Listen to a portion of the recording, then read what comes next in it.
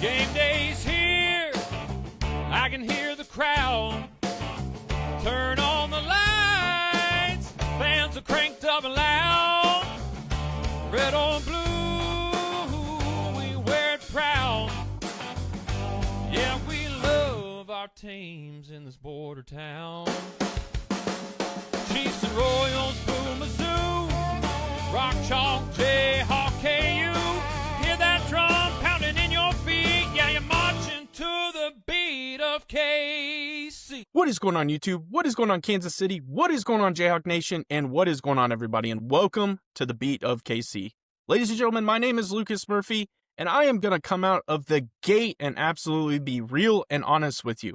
And I felt very compelled to make this video for a lot of reasons. The first thing I really want to hit on, because that's just who I am, I'm a very positive, optimistic person. I'm also a diehard Kansas Jayhawks football fan. As you've seen throughout this season, I've covered them vastly.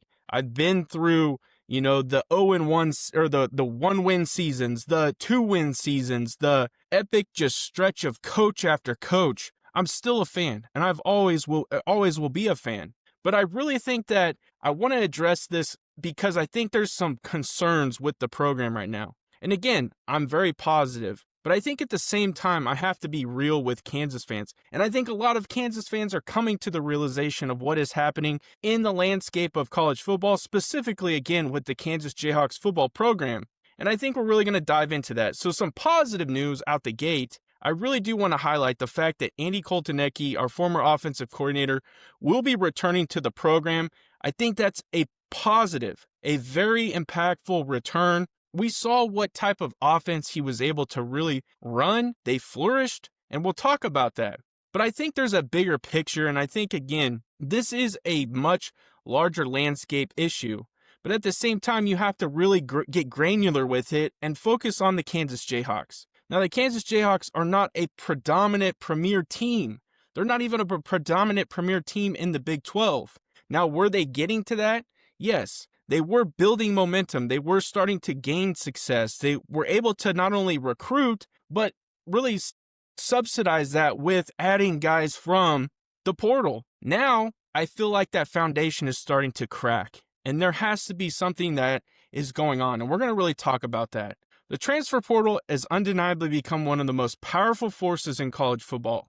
It's both a blessing and a curse. On one hand, it allows programs to reshape a roster almost overnight, plugging holes with experienced players who can contribute immediately, and I think that's an important piece. I really do, because you were able to go get guys like Bengali Kamara, Le'Shawn Williams, Emmanuel Henderson Jr., the list goes on and on and on, and that's just specific to last year. Lyric Rawls is one of my favorite guys, and even one of my more favorite players of this last season was linebacker Trey Lathan. I really think that they're able to address through the transfer portal, but some of those guys decided not to stick around. And I get that the season wasn't the way it should have been, so we're going to talk about that. That concern feels especially relevant for the Kansas Jayhawks football program right now, because this past season was by not even close to a reasonable standard.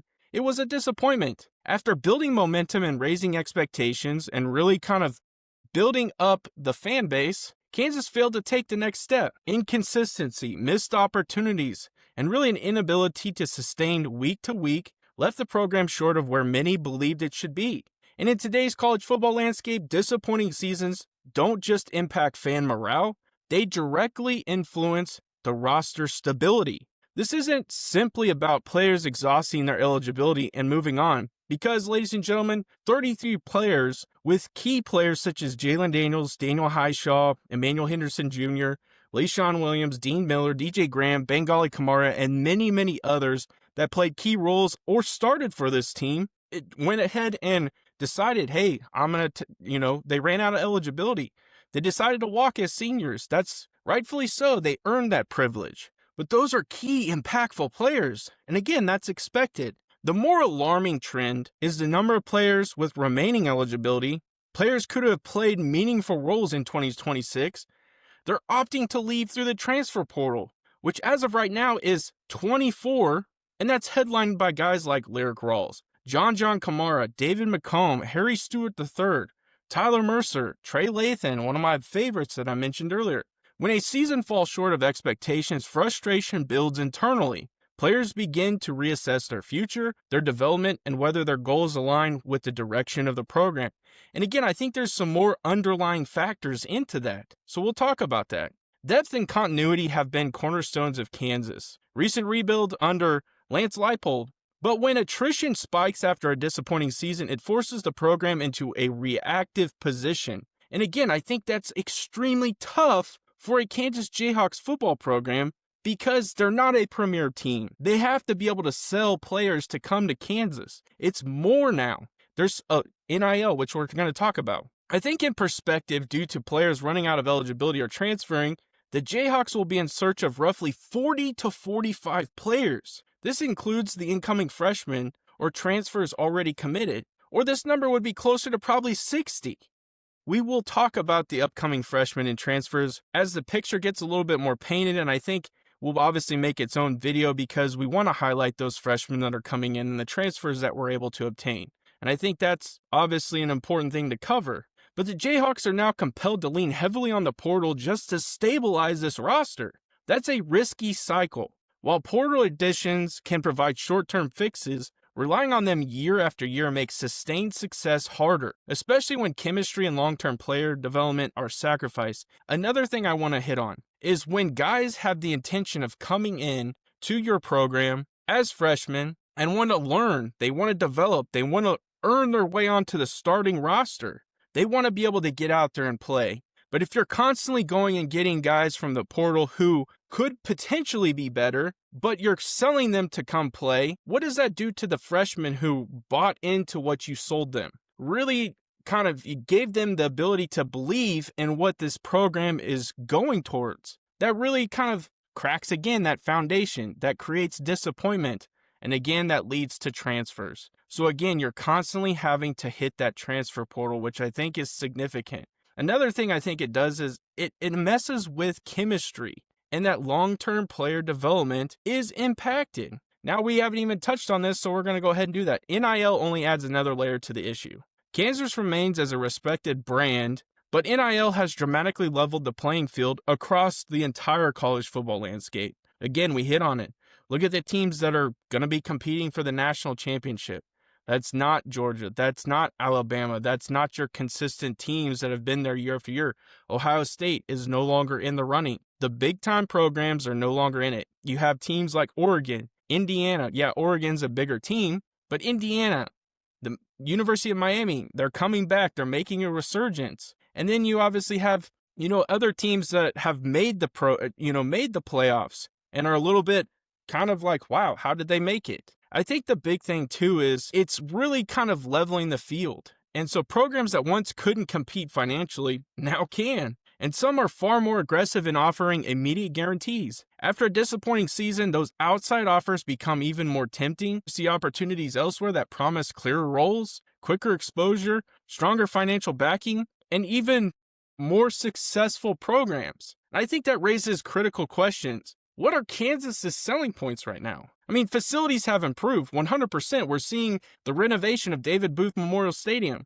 We saw the brand newness, and now they're going to finish the other side. They're really going to build up around it. But nearly every Power 5 program can now say the same because they're starting to do that. Culture and development still matter, but they carry less weight when wins don't follow. In a result-driven environment, players want proof, not promises, that they're part of an upward trajectory. In a market that never sleeps, one name rises above the rest. Lisa Miller from Dan Lynch Real Estate. Trusted by hundreds and recognized across the Midwest.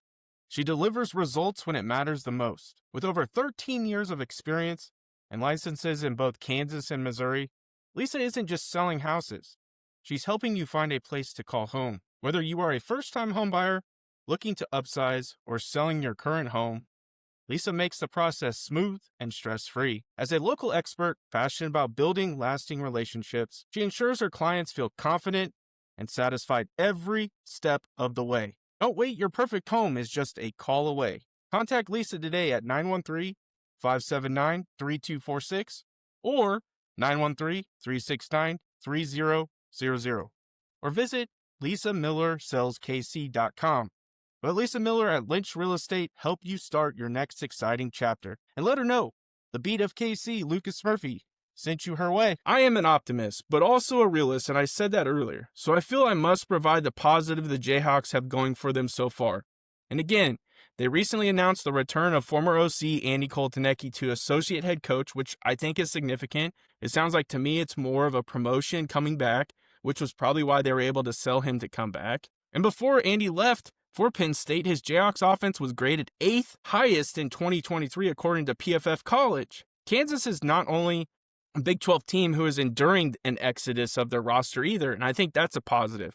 It'd be one thing if Kansas was the only team that was losing all these players. It's not like that. There's a ton of teams that are kind of experiencing this as well, and that's, again, just the landscape of college football. So they have had success in the portal in previous years, and we talked a little bit about the players that have come in. Just to list a few from last year, and Emmanuel Henderson Jr., LeSean Williams from Iowa, and many, many more. I mean, Trey Lathan, guys, I'm a big fan of Trey Lathan. Lyric Rawls coming over from Oklahoma State. I mean, the list goes on and on. You significantly have touched on your defensive line. You've really kind of had areas where if it wasn't for the transfer portal, this team would have been worse off even before. Currently, the Jayhawks have 17 players signed on the National Signing Day, which sits at 59th ranked class in the country. But I think a glaring thing is they have the number 12 ranked class in the Big 12.